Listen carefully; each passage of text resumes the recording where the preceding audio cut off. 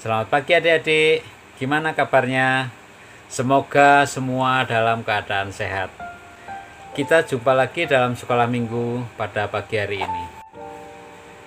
Mari adik-adik kita akan berdoa untuk mulai sekolah minggu kita pada pagi hari ini. Mari kita akan berdoa.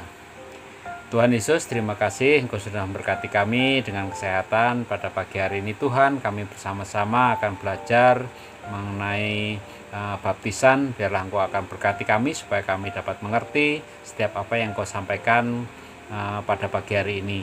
Kami ucap syukur oleh karena kasih-Mu Tuhan. Engkau memberkati kami dalam sekolah minggu kami. Kami serahkan dari awal hingga selesai nanti ke dalam kuasa-Mu.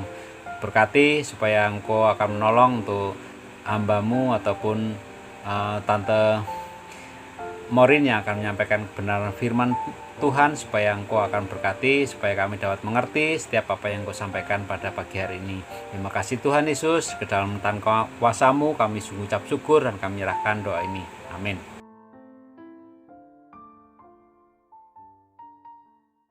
Ku mau cinta Yesus selamanya. Ku mau cinta Yesus selamanya. Meskipun badai silih berganti dalam hidupku, ku tetap cinta Yesus selamanya. Ya Aba, Bapa, ini aku anak-Mu, layakkanlah seluruh hidupku. Ya Aba, Bapa, ini aku anak-Mu, pakailah sesuai dengan rencana-Mu.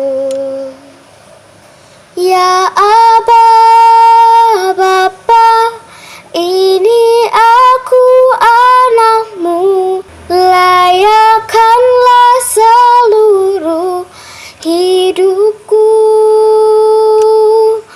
Ya Aba, Bapa, ini aku anak-Mu, pakailah sesuai dengan rencana-Mu. Pakailah sesuai dengan rencana-Mu. Adik-adik, kita akan memuji Tuhan. Kita pujikan dengan semangat ya.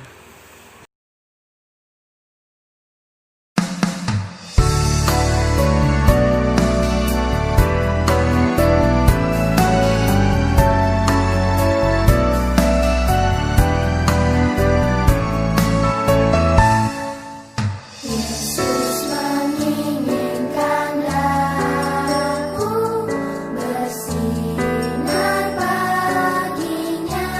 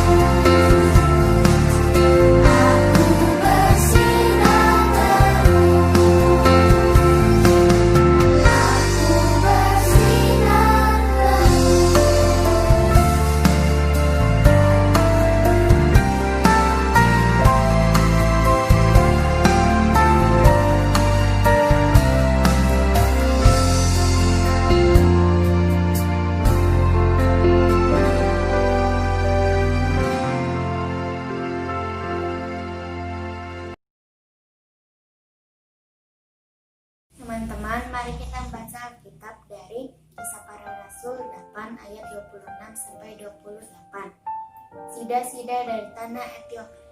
Kemudian berkatalah seorang malaikat Tuhan kepada Filipus. Katanya, bangunlah dan berangkatlah ke sebelah selatan, menurut jalan yang turun dari Yerusalem ke Gaza. Jalan itu jalan yang sunyi. Lalu berangkatlah Filipus. Adalah seorang Ethiopia, seorang sida-sida, pembesar, dan kepala perbendaharaan Sri Kandake, Ratu Negeri Ethiopia yang pergi ke Yerusalem untuk beribadah. Sekarang orang itu sedang dalam perjalanan pulang dan duduk dalam keretanya sambil membaca kitab Nabi Yesaya. Lalu kata Roh kepada Filipus, pergilah ke situ dan dekatilah kereta itu. Filipus segera ke situ dan mendengar sida-sida itu sedang membaca kitab Nabi Yesaya. Kata Filipus, mengertikah Tuhan apa yang Tuhan baca itu? Jawabnya, bagaimanakah aku dapat mengerti kalau tidak ada yang membimbing aku? Lalu ia meminta Filipus naik dan duduk di sampingnya. Nas yang dibacanya itu berbunyi seperti berikut. Seperti seekor domba, ia dibawa ke pembantaian. Dan seperti anak domba yang keluh di depan orang yang menggunting bulunya, demikianlah ia tidak membuka mulutnya. Kisah Para Rasul 8 ayat 33-36. Dalam kehinaannya berlangsunglah hukumnya. Siapakah yang akan menceritakan asal-usulnya? Sebab nyawanya diambil dari bumi.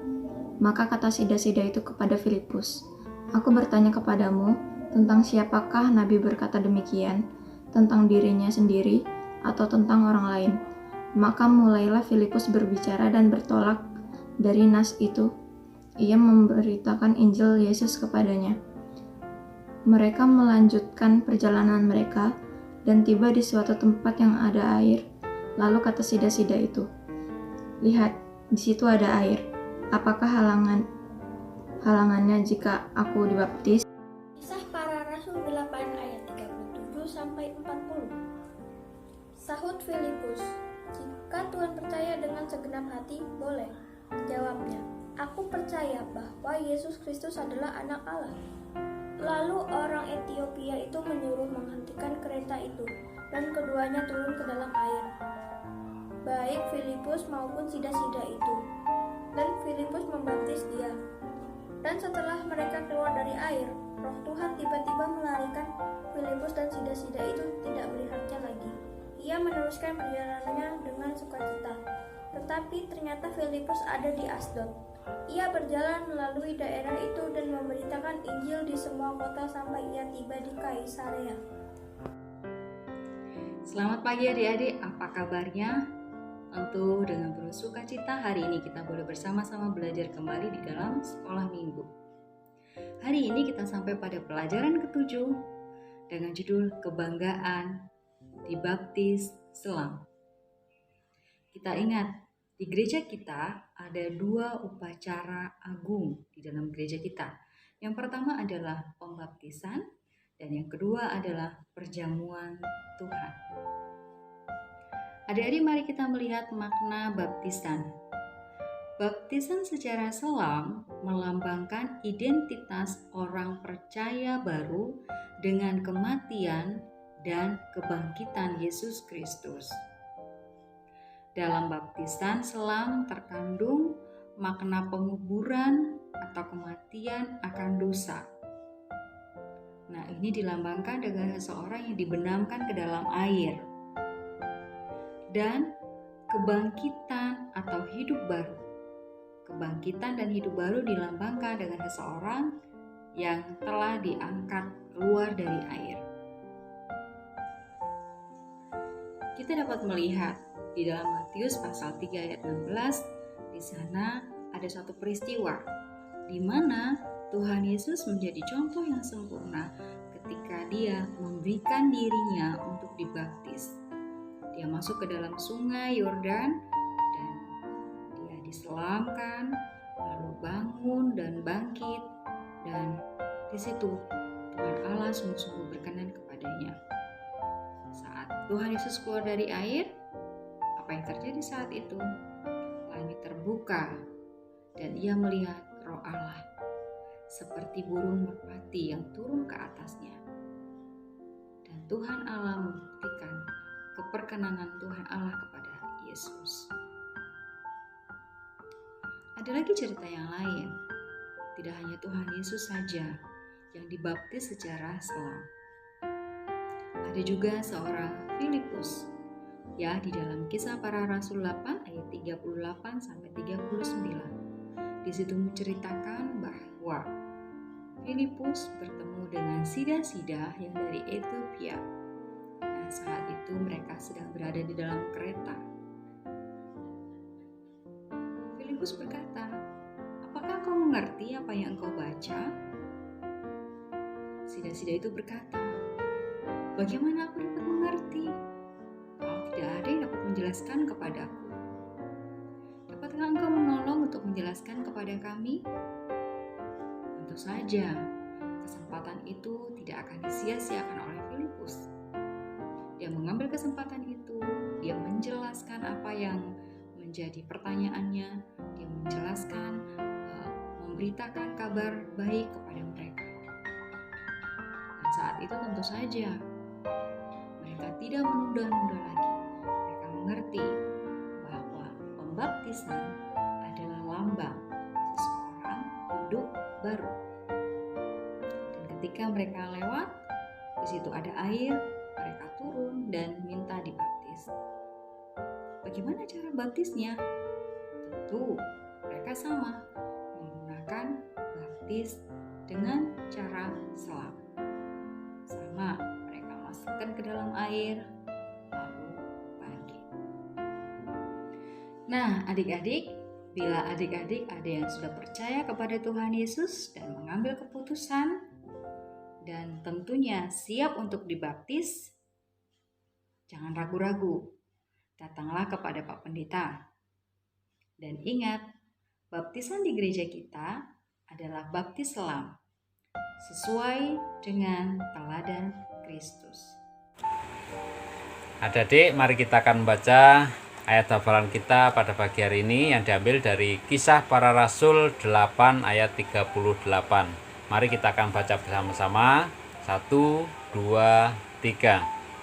Lalu orang Ethiopia itu menyuruh menghentikan kereta itu, dan keduanya turun ke dalam air, baik Filipus maupun Sida-Sida itu, dan Filipus membaptis dia. Kisah Para Rasul 8 ayat 38.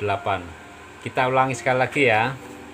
1, 2, 3. Lalu orang Ethiopia itu menyuruh menghentikan kereta itu, dan keduanya turun ke dalam air, baik Filipus maupun Sida-Sida itu, dan Filipus membaptis dia.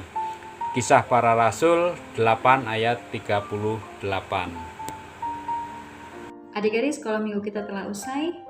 Mari kita akan berdoa. Bapa di dalam surga, kami mengucap syukur atas pembelajaran pada pagi hari ini. Kami bersuka cita dikarenakan kami sungguh memuji dan menyembah Allah yang benar, terbukti dari teladan yang sudah Tuhan berikan kepada kami. Sungguh kami bersyukur, kami bangga memiliki Engkau sebagai Tuhan dan Allah kami. Bapa di surga, kami berdoa terus kepada Engkau untuk anak-anak kami ini yang boleh menyaksikan pembelajaran hari ini, supaya Engkau terus akan menolong mereka bertumbuh di dalam Engkau. Engkau juga akan memakai mereka Tuhan, sehingga pada saatnya pun mereka juga akan berani mengambil keputusan dan memutuskan untuk siap dibaptis secara selam. Terima kasih Tuhan Yesus, terima kasih ya Bapa. Di dalam nama Engkau Allah yang hidup, kami berdoa dan bersyukur. Amin. Sampai ketemu minggu depan. Tuhan Yesus memberkati.